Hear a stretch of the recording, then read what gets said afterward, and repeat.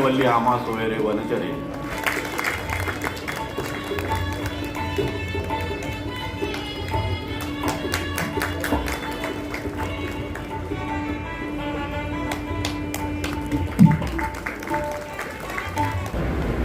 RD फाउंडेशनच्या माध्यमातून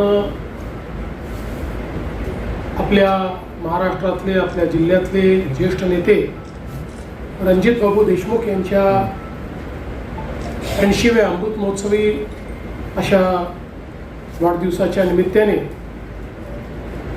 रणजित बाबू देशमुख ग्राम विकास पुरस्कार या पुरस्कारांच्या आयोजन सोहळ्याच्या निमित्ताने मंचावर उपस्थित जयकुमार गोरे आजचे कारमूर्ती आणि या राज्यातले कणखर नेतृत्व म्हणून ज्यांना ओळखलं जातं ते माननीय श्री रणजित बाबू देशमुख, श्रीमती रूपाताई देशमुख, डॉक्टर आशिष देशमुख, अनिल बाबू देशमुख, अशोकरावजी धोटे, सुनीताताई गावंडे, संध्याताई गोतमारे, CO झडपी विनायक महामुनी या ठिकाणी उपस्थित समोर बसलेले सर्व मान्यवर, संपूर्ण देशमुख कुटुंब आणि उपस्थित सर्व भगिनी आणि बंधूंनो, आज अतिशय आनंदाची गोष्ट आहे की आपण सगळे लोक माननीय रणजित बाबूंच्या 80व्या जन्मदिवसाच्या निमित्ताने या ठिकाणी एकत्रित आलो। खरं म्हणजे आपल्या सगळ्यांनाच माहिती आहे की माननीय रणजित बाबूंनी महाराष्ट्रामध्ये, विदर्भामध्ये आणि या नागपूर जिल्ह्यामध्ये एक आगळीवेगळी अशी आपली प्रतिमा तयार केली। खरं तर एक युवा नेते म्हणून आपल्या कारकिर्दीची सुरुवात करत अत्यंत धडाडीनं वेगवेगळ्या पदांवर काम करत असताना प्रत्येक ठिकाणी आपला ठसा उमटवण्याचं काम हे रणजित बाबूंनी केलं आणि म्हणूनच त्यांना महाराष्ट्रामध्ये एक उत्तम प्रशासक म्हणून ओळखलं जातं। ज्यावेळी महत्त्वाच्या पदांवर त्यांनी काम केलं त्यावेळी प्रशासनावरची त्यांची पकड, त्यांची निर्णय क्षमता, निर्णय घेण्याची धडाडी, त्यांचा धाडसीपणा या सगळ्या गोष्टी नेहमीच चर्चेत राहिल्या आणि म्हणूनच एक अतिशय प्रगल्भ अशा प्रकारचं नेतृत्व म्हणून रणजित बाबूंकडे आपण पाहू शकतो। ग्रामविकास मंत्री म्हणून त्यांनी अनेक मोठी कामं केली, पण सगळ्यात महत्त्वाचं जर त्यात काही असेल तर ज्यावेळी 73वी आणि 74वी घटनादुरुस्ती झाली आणि त्या घटनादुरुस्तीच्या माध्यमातून 73व्या घटनादुरुस्तीत आपल्याला कल्पना आहे की खूप मोठ्या प्रमाणात जिल्हा परिषदांना अधिकार मिळाले, जिल्हा परिषदेमध्ये महिलांचं आरक्षण पहिल्यांदा आलं। त्या घटनादुरुस्तीचा कायदा या महाराष्ट्रामध्ये मांडण्याचं काम हे माननीय रणजित बाबूंनी केलं आणि महाराष्ट्रामध्ये ही एक सुरुवात आमच्या जिल्हा परिषदांना अधिक अधिकार देणं आणि विशेषतः महिलांचं प्रतिनिधित्व हे जिल्हा परिषदेमध्ये वाढवणं या संदर्भात त्यांचं कार्य हे निश्चितपणे आपण लक्षात ठेवू। अर्थातच त्या काळामध्ये ग्रामविकास मंत्री म्हणून जलसंधारणाचं कार्य असेल, ग्रामविकास मंत्री म्हणून ग्रामीण भागातल्या विविध योजना असतील, या सगळ्या गोष्टींमध्ये एक सुसूत्रता आणि एक शिस्तबद्धपणा आणण्याचं काम हे रणजित बाबूंनी केलं आणि मला असं वाटतं की निश्चितपणे हे जे सगळं कार्य आपण त्यांचं पाहतो, हे सगळं कार्य करत असताना जसं मगाशी आपण बघितलं की शिस्त हा त्यांचा स्थायी भाव राहिलेला आहे।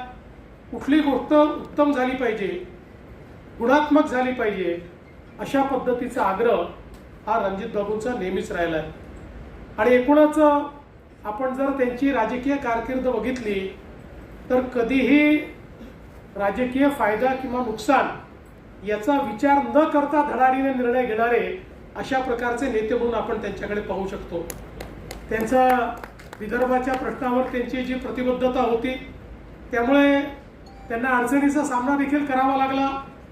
मग मंत्री असताना देखील त्यांची अडचण त्या प्रसंगी झाली किंवा 2004 साली ज्यावेळेस ते आणि मी पश्चिम नागपूरमध्ये एकमेकांसमोर निवडणुकीला उभं होतो त्यावेळी काँग्रेसच्या जाहीरनाम्यामध्ये विदर्भाचा विषय आला नाही म्हणून त्यांनी आपलं निवडणूक कार्यालयच बंद करून टाकलं आणि मला असं वाटतं की अशा पद्धतीनं निवडणुकीतही कुठल्याही परिणामाची चिंता न करता आणि जे ठरवलं आहे ते होत नसेल तर मी त्याच्या विरुद्ध उभा राहीन अशा पद्धतीचं त्यांचं एक आपण त्यांचं चरित्र आपण या ठिकाणी बघितलेलं आहे. आणि म्हणूनच वेगवेगळ्या क्षेत्रात त्यांनी केलेलं कार्य असेल, शिक्षणाचं क्षेत्र, सहकाराचं क्षेत्र, ग्रामविकासाचं क्षेत्र, जलसंधारणाचं क्षेत्र, प्रत्येक क्षेत्रामध्ये त्या त्या काळी त्यांनी केलेलं कार्य हे तेव्हाचं पथदर्शी कार्य ठरलेलं आहे. आणि म्हणूनच मला असं वाटतं की आजचा जो सत्कार आहे हा या जिल्ह्याने तयार केलेलं एक अतिशय परिपक्व उत्तुंग अशा प्रकारचं जे नेतृत्व आहे त्या नेतृत्वाचा सत्कार आपण केला आहे. पण मला त्याहीपेक्षा या गोष्टीचा आनंद आहे की आशिष बाबू देशमुख आणि आमचे सर्व जे काही माजी जिल्हा परिषदेचे अध्यक्ष आहेत या सगळ्यांनी मिळून ही जी संकल्पना मांडली की रणजित बाबूंचा वाढदिवस कसा साजरा करायचा, तर त्यांनी केलेलं जे कार्य आहे त्या कार्याचं प्रतिबिंब हे जिथे उमटत असेल त्या गोष्टीचा सत्कार करणं हाच रणजित बाबूंचा सत्कार ठरेल. आणि म्हणून 9 वेगवेगळ्या ज्या काही संस्था आहेत, ग्रामपंचायती आहेत, शाळा आहे, आपले त्या ठिकाणी आरोग्य केंद्र आहे, अशा विविध लोकांचा आणि संस्थांचा सत्कार या ठिकाणी झाला. आणि हे करत असताना मला असं वाटतं की लोकसहभाग ही एक अत्यंत महत्त्वाची गोष्ट याच्यामध्ये मगाशी विनायक महामुनींनी सांगितलं की लोकसहभागाचं एक मोठं प्रेशर हे ग्रामीण भागावर असतं. पण मला असं वाटतं की राष्ट्रसंत तुकडोजी महाराजांनी ग्रामगीतेमध्ये सगळ्यात मोठा मंत्र जर काही दिला असेल तर तो लोकसहभागाचा मंत्र आहे की ज्या माध्यमातून एक गाव कसं बदलू शकतं. आणि निश्चितपणे आपल्या सगळ्यांना कल्पना आहे, आज जर आपण केंद्र सरकारच्या आणि राज्य सरकारच्या योजना बघितल्या आणि एखाद्या गावाने ठरवलं की माझं गाव पूर्णपणे परिवर्तित करायचं आहे, लोक एकत्रित आले तर निधीची कुठलीही कमतरता नाही. इतक्या वेगवेगळ्या प्रकारच्या योजना आहेत, त्या योजनांचं कॉन्व्हर्जन्स केलं तर गाव हे पूर्णपणे बदलू शकतं. आता नुकतंच आमच्या जयकुमार गोरेजींनी जे एक अभियान या ठिकाणी हातामध्ये घेतलं, हे अभियानही असंच होतं की ज्यामध्ये कॉन्व्हर्जन्स करून गावांना प्रेरित करून त्या गावांमध्ये एक मोठं परिवर्तन झालं पाहिजे. आज मला असं वाटतं की त्यातनं अनेक गावं ही आपल्या पायावर उभी राहिली. गावांमध्ये वेगवेगळ्या प्रकारे जी काही कामं आहेत, स्वच्छतेची असतील, जलसंधारणाची असतील, त्या ठिकाणी शेतीची असतील, अशी अनेक कामं ही झालेली आपण त्या ठिकाणी बघितली. आणि ज्याचा मगाशी उल्लेख झाला की जलयुक्त शिवार सारखी योजना, ही योजना यशस्वी होण्याचं कारण काय आहे, तर या योजनेचा सगळ्यात मोठा जो काही गाभा होता तो लोकसहभाग होता. आणि या योजनेमध्ये 700 कोटीपेक्षा जास्त निधी हा लोकसहभागातून प्राप्त झाला. आणि लोकांनी पैसाही दिला, लोकांनी श्रमही केले आणि त्यातनं अनेक गावं ही पाणीदार झाली, अनेक गावातला दुष्काळ आपण दूर करू शकलो. आणि म्हणूनच मला असं वाटतं की आज ज्यावेळेस आपण बघितलं या ठिकाणी वेगवेगळ्या ज्या गावांचा आपण सत्कार केला, त्यात उमरी भरतापूर या ग्रामपंचायतीने लोकसहभागाचा आदर्श प्रस्थापित केला. इसापूर गावाने सांडपाणी घनकचऱ्यात काम केलं, ओल्या कचऱ्याचं रूपांतर खतांमध्ये केलं. तरोडी गावामध्ये त्या ठिकाणी आरतीताईंच्या माध्यमातून वृक्ष लागवड असेल, सौर ऊर्जा असेल, जलसंधारण याचं अतिशय चांगलं काम झालं. विरली गावामध्ये त्या ठिकाणी एकही गुन्हा 3 वर्षात घडला नाही, त्यामुळे एक सलोख्याचं वातावरण त्या ठिकाणी तयार झालं. आष्टीकला गावाने महिला बचत गटाचं उत्तम काम केलं आणि लखपती दीदीमध्ये इतक्या मोठ्या प्रमाणात आमच्या सगळ्या ज्या बहिणी आहेत त्यांना लखपती दीदीमध्ये परिवर्तित करण्याचं काम हे या गावामध्ये झालं. धारला असेल किंवा इतर सगळी जी गावं असतील ज्यांनी अतिशय आदर्श काम या ठिकाणी केलं. यातल्या कुठल्याही गावाला काही खूप वेगळं करण्याची आवश्यकता नव्हती, तर जे आहे ते योग्य प्रकारे करण्याची आवश्यकता होती, योजना योग्य प्रकारे राबवण्याची आवश्यकता होती. आणि काही ठिकाणी अर्थातच CSRच्या माध्यमातून देखील मगाशी आपण JSWचाही सत्कार केला, तर अशा प्रकारचे जे CSR डोनर्स आहेत त्यांचीही थोडीशी मदत घेऊन आणि गावं ही उत्तम होत आहेत हे बघून मला अतिशय आनंद झाला. आता आपल्याला कल्पना आहे की केंद्र सरकारने जी रामजी सारखी योजना सुरू केली आहे. जी रामजी योजनेमध्ये जलसंधारणावर खूप मोठ्या प्रमाणात त्या ठिकाणी एक प्रकारे भर देण्यात आलेला आहे. या ठिकाणी गिरीश भाऊ आहेत, मागच्या काळामध्ये वनराई बंधारे असतील किंवा आताच्या काळामध्ये जलतारा स्ट्रक्चर्स असतील. हे स्ट्रक्चर्स असे आहेत की जे अक्षरशः जो पूर्णपणे ड्राय झोन आहे, या ड्राय झोनला देखील त्या ठिकाणी पाणीयुक्त जलयुक्त करण्याचं काम या स्ट्रक्चरच्या माध्यमातून आपण करू शकतो. आज सर्वाधिक आवश्यकता ही आहे की पडणारा जो पावसाचा थेंब आहे हा जमिनीमध्ये गेला पाहिजे. त्या दृष्टीनं आपण जर सायंटिफिक पद्धतीनं विविध प्रकारचे स्ट्रक्चर तयार केले तर कुठल्याच गावामध्ये त्या ठिकाणी दुष्काळ होऊ शकत नाही. आपण बघितलं जलयुक्त शिवारनंतर ज्या ठिकाणी एक पीक होत होतं, खरीपाच्या पिकाची गावं ही रबीवरही गेली आणि उन्हाळी पिकावरही गेली.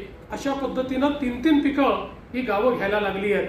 म्हणून मला असं वाटतं की आज आपल्याही जिल्ह्यामध्ये आपण नागपूर जिल्ह्याचा विचार केला तर काही भागामध्ये आपल्याकडे डार्क झोन तयार झाला आहे. त्या ठिकाणी आपण पुनर्भरणाची कामं कशी करू शकू. आज जवळपास जी रामजीमध्ये जिथे डार्क झोन आहे तिथे 65% पैसा हा आपल्याला जलसंधारणावर खर्च करता येतो. त्यामुळे मला हा अनुभव आहे, मी अनेक ठिकाणी बघितला आहे की जलसंधारणाच्या कामाने एका वर्षामध्ये त्या ठिकाणी पाण्याची पातळी वर येते. बोर असेल, विहीर असेल, याचं पाणी वर येत असतं. या सगळ्या गोष्टी आपण जर ठरवल्या तर त्यातनं एक मोठं परिवर्तन होऊ शकतं. मागच्या काळामध्ये आपण सातनवरीला त्या ठिकाणी देशातलं पहिलं डिजिटल गाव किंवा ज्याला स्मार्ट विलेज म्हणतो ते आपण तयार केलं. इंटरनेट ऑफ थिंग्सच्या माध्यमातून त्या ठिकाणी वेदर ॲडवायझरी असेल, क्रॉप ॲडवायझरी असेल, त्या ठिकाणी जी काही सिंचनाची व्यवस्था आपण उभी केली ती एकचं ऑटोमेशन असेल, अशा सगळ्या गोष्टी आपण त्या ठिकाणी केलेल्या आहेत. आणि आज आपल्याला कल्पना आहे की याची आवश्यकता देखील आहे की शेतीच्या क्षेत्रामध्ये जास्तीत जास्त प्रेडिक्टिबिलिटी आणणं, ऑटोमेशन करणं. आज मला सांगताना आनंद वाटतो की ज्यावेळी मोठ्या प्रमाणात कृत्रिम बुद्धिमत्ता आर्टिफिशियल इंटेलिजन्सचा वापर सुरू झाला त्यावेळी महाराष्ट्र हे पहिलं राज्य आहे की ज्यांनी शेतीच्या क्षेत्रामध्ये महाविस्तार AI या नावानं आर्टिफिशियल इंटेलिजन्सचा उपयोग सुरू केला. आणि आता जर आपण महाराष्ट्र सरकारच्या महाविस्तार ॲपवर गेलात तर शेतीच्या संदर्भात सगळ्या प्रकारची माहिती आणि सगळ्या प्रकारचे इंटरव्हेन्शन्स त्या ठिकाणी आपल्याला पाहायला मिळतात. त्या ठिकाणी जो काही पिकांच्या संदर्भातला सल्ला आहे, क्रॉप ॲडवायझरी आहे, पेस्ट कंट्रोल आहे, त्या ठिकाणी आपण ही देखील व्यवस्था केली आहे की आता त्याच्यावरनं नुसता एक फोटो जरी काढला तरी देखील त्या स्टेजला जे काही पीक आहे त्या पिकावर कुठल्या प्रकारचा त्या ठिकाणी पेस्ट येऊ शकतो, कुठल्या प्रकारचं कीड त्या ठिकाणी येऊ शकते, त्या कीड नियंत्रणाकरता नेमकं काय केलं पाहिजे, आर्टिफिशियल इंटेलिजन्सचा उपयोग करून त्या क्षणी त्या शेतकऱ्याला आपण ती माहिती देतो. ही माहिती मराठी, हिंदी, इंग्रजी एवढंच नाही तर आदिवासी भिली भाषेतही आणि पुढच्या काळात महाराष्ट्रात बोलल्या जाणाऱ्या सगळ्या बोलीभाषांमध्ये देखील ही सगळी माहिती आपण देणार आहोत. ज्याला टाईप करता येत नाही त्यांनी नुसतं त्या ठिकाणी प्रश्न विचारला तरी त्याच्या प्रश्नाची उत्तरं त्या ठिकाणी मिळतात.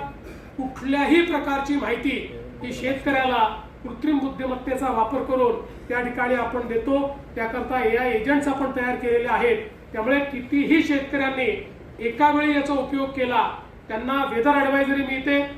वेदर ॲडवायझरीच्या माध्यमातून काय पीक घेतलं पाहिजे हे देखील सांगितलं जातं.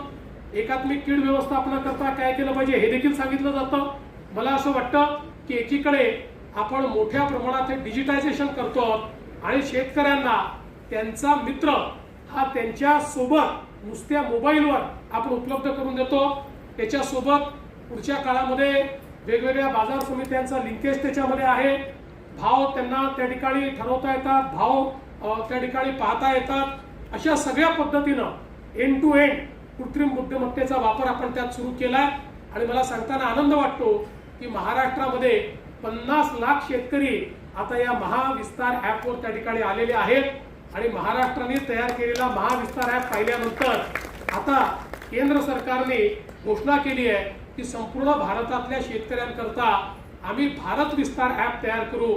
महाविस्तार ॲप आपला जो आपणच तयार केलेला आहे आता संपूर्ण भारतामध्ये चाललेला आहे. त्यामुळे वेगवेगळ्या क्षेत्रांमध्ये तंत्रज्ञान कसं आणता येईल, ग्रामविकासामध्ये वेगवेगळे पॅटर्न कसे आणता येतील, अशा प्रकारचा प्रयत्न आपला चालला आहे. स्मार्ट शाळा असतील, स्मार्ट अंगणवाडी असेल, स्मार्ट PHCs असतील, अशा प्रकारच्या अनेक योजना तयार करून लोकांना त्या ठिकाणी दर्जेदार अशा प्रकारच्या सरकारी व्यवस्था मिळाल्या पाहिजे असा प्रयत्न आपण करतो. आणि मला विश्वास आहे की ज्यावेळी वेगवेगळ्या प्रकारच्या आपल्या स्थानिक स्वराज्य संस्था आणि पंचायत राज संस्था अशा प्रकारच्या प्रयत्नांमध्ये सहभागी होतात त्यावेळी हे परिवर्तन अत्यंत वेगानं होतं. लोकसहभागाचा सगळ्यात मोठा फायदा आहे की लोकसहभागामध्ये ओनरशिप तयार होते, लोकसहभागामध्ये पारदर्शिता येते. कोणीतरी करून टाकलाय, हे माझं नाही आहे, हे सरकारी आहे, अशा भावनेच्या ऐवजी हे आपल्याकरता केलंय, हे आपण केलंय, हे आपल्याला वापरायचं आहे, अशा पद्धतीची भावना जर तयार झाली तर निश्चितपणे मला असं वाटतं की झालेल्या ज्या गोष्टी आहेत त्या गोष्टींचा वापरही उत्तमपणे होतो आणि लोकांमध्ये एक परिवर्तनाची भावना तयार होते. आता अनेक निर्णय आपण घेतलेले आहेत. विशेषतः आपले जी काही 1000 लोकवस्तीपेक्षा जास्त लोकवस्तीची जी गावं आहेत या गावांना 3 टप्प्यांमध्ये आम्ही कॉन्क्रीटच्या रोडनी जोडतो. त्या गावांमध्ये वेगवेगळ्या प्रकारे आपण आता पुढच्या काळामध्ये घनकचऱ्याकरता वेगवेगळ्या टेक्नॉलॉजीचा उपयोग करून घनकचऱ्याचा नीट त्या ठिकाणी निचरा झाला पाहिजे. त्या कचऱ्याला वेस्टमध्ये आपल्याला कसं परिवर्तित करता येईल, तिथलं सांडपाणी जे आहे त्या सांडपाण्यावर आपल्याला प्रक्रिया कशी करता येईल, अशा अनेक गोष्टी आपण हातामध्ये घेतलेल्या आहेत. आणि ग्रामविकास आणि ग्रामपरिवर्तन अशा प्रकारचं जे ध्येय देशाच्या प्रधानमंत्र्यांनी या ठिकाणी हातामध्ये घेतलं आहे ते ध्येय पूर्ण करण्याचा प्रयत्न महाराष्ट्रामध्ये आपण करतो. आणि म्हणून मला अतिशय आनंद आहे की अशाच प्रकारच्या ध्येयाने प्रेरित होऊन ज्यांनी ग्रामविकासामध्ये अतिशय उत्तम काम केलं आहे त्या रणजित बाबूंच्या या 80व्या वाढदिवसाच्या निमित्ताने आशिष बाबू, तुम्ही आणि या संपूर्ण समितीने ग्रामविकासात उत्तम काम करणाऱ्या या सगळ्यांचा सत्कार केला. मी त्यांचं मनापासून अभिनंदन करतो. याहीपेक्षा चांगलं काम त्यांनी केलं पाहिजे.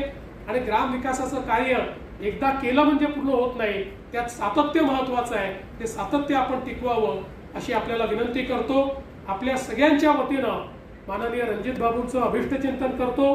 त्यांना उत्तम आरोग्य मिळावं, त्यांना दीर्घ आयुष्य मिळावं आणि अशाच प्रकारे त्यांचा 100वा वाढदिवस देखील साजरा करण्याची संधी आपल्याला मिळावी. केवळ जाता जाता आशिष बाबूंना एवढंच एक विनंती करू इच्छितो की त्यांच्या 75व्या वाढदिवसाला तुम्ही मुख्यमंत्री सहायता निधीला 75 लाख रुपये दिले होते. आता ते 80 वर्षाचे झाले आहेत, त्याची आठवण तुम्हाला करून देऊन पुन्हा एकदा त्यांना शुभेच्छा देऊन मी माझे 2 शब्द संपवतो. धन्यवाद. जय हिंद. असे आदरणीय राज्याचे ग्रामविकास मंत्री जयकुमार गोरेजी, आदरणीय रूपाताई देशमुखजी, आशिष देशमुखजी, माननीय आयुष्यताई देशमुखजी, माननीय अनिल देशमुखजी, अशोकराव गोटेजी, सुनताताई गावंडेजी, संध्याताई गोतमारेजी, गिरीश गांधीजी, डॉक्टर राजीव पोद्दारजी, मनोहर कुंभारेजी, रमेशजी बंग, सुधाकर रखवडेजी, प्रकाशजी टेकाळे, जयप्रकाश गुप्ताजी, बबनराव तायवाडेजी, आपल्या उज्ज्वलाताई बोडारे, संजनाताई मंगळे, निलिमाताई रेवतकर, किशोरजी रेवतकर, किशोरजी कनेरे, गिरीश देशमुख, अभिजितजी गुप्ता, अनेक मान्यवर समोर बसलेले आहेत. पण माननीय मुख्यमंत्री महोदयांनाही पुढे जायचं असल्यामुळं खरं तर आणि आपले सर्व माजी जिल्हा परिषदेचे सर्व अध्यक्षांचं मी आभार मानतो की त्यांनी आज माननीय रणजित बाबूंच्या 80व्या वाढदिवसाचा हा सोहळा अत्यंत साध्या पद्धतीने आणि ग्रामविकासाची नवी संकल्पना घेत सुरू केलेला आहे. खरं तर हा जो आजचा कार्यक्रम आहे हा केवळ पुरस्कार वितरणापुरताच नाही आहे, तर या ठिकाणी आपल्या जिल्ह्याच्या ग्रामीण विकासाकरता एक नवी प्रेरणा देणारा ठरणार आहे. आणि त्यामुळं या जिल्ह्यामध्ये या ठिकाणी अनेक पुरस्कार देण्याचा प्रयत्न आज या ठिकाणी झाला. आपण तो बघितलाही आहे, त्यामुळे त्यात मी जात नाही. पण खऱ्या अर्थाने लोकसहभागातून या जिल्ह्याचा विकास होऊ शकतो. शासनाच्या योजना तळागाळापर्यंत पोहोचवताना लोकसहभागही महत्त्वाचा असतो. आणि याकरता ग्रामीण भाग सक्षम करण्याकरता आता जे महामुनींनी या ठिकाणी काही आपल्यासमोर उदाहरणं मांडली आहेत, या जिल्ह्याच्या विकासाकरता ज्या पद्धतीने कार्य सुरू आहे, मला निश्चित या ठिकाणी वाटतं की माननीय रणजित बाबू देशमुखजींनी त्या काळात घेतलेली प्रेरणा, त्या काळात घेतलेला संकल्प आज नागपूर जिल्ह्यामध्ये पूर्णत्वात जातो आहे. माननीय मुख्यमंत्री देवेंद्र फडणवीसच्या नेतृत्वामध्ये आम्ही या ठिकाणी या जिल्ह्याच्या विकासाकरता आणि या जिल्ह्याला महाराष्ट्राचा जिल्हा आदर्श जिल्हा निर्माण करण्याचा विचार आम्ही करतो आहे. खरं तर अनेक पुरस्कार देत असताना या ठिकाणी या भागामध्ये ग्रामपंचायती, शाळा, आरोग्य, स्वच्छता सर्वच अभियानामध्ये आम्ही या ठिकाणी काम करतो आहे, जे रणजित बाबूंनी त्या काळात सुरू केलं. खरं तर गावं हे गुन्हेमुक्त झाले पाहिजे याकरता दारूबंदी करणाऱ्या गावांना आपण या ठिकाणी समोर आणलेलं आहे.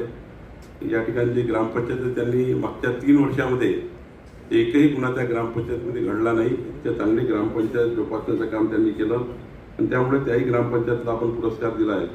आजच्या कार्यक्रमानिमित्त मी एवढंच सांगेल की आजचा कार्यक्रम हा पुन्हा एकदा आमच्या जो संकल्प आहे ग्रामीण जिल्ह्याच्या विकासाचा, त्या जिल्ह्याच्या विकासाच्या संकल्पाला जोडणारा आणि पुढं या जिल्ह्याला अत्यंत चांगली प्रेरणा देणारा हा कार्यक्रम आहे.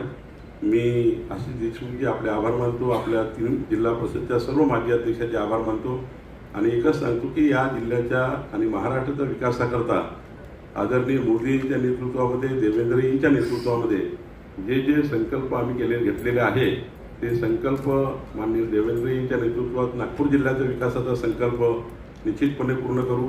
मी आश्वस्त करतो की रणजित बाबू देशमुखजी यांची जी प्रेरणा आहे जिल्ह्याला, मी जिल्हा परिषदेमध्ये 10 वर्ष असताना मी बघितलं आहे की त्यांनी जिल्हा परिषदेचे माजी अध्यक्ष ते ग्रामविकास मंत्री असताना जे कार्य अधोरेखित केलं आहे ते कार्य पुढे नेण्याची भूमिका आज आमची सर्वांची आहे. शेवटी विकास करत असताना पूर्व उदाहरणे अत्यंत महत्त्वाचे असतात. या ठिकाणी रणजितबाबू देशमुखजींनी या ठिकाणी ग्रामविकासाचा जो या ठिकाणी अत्यंत महत्त्वाचा कार्यक्रम त्या काळात राबवला, तो कार्यक्रमही पुढे नेण्याचा आमचा विचार आहे.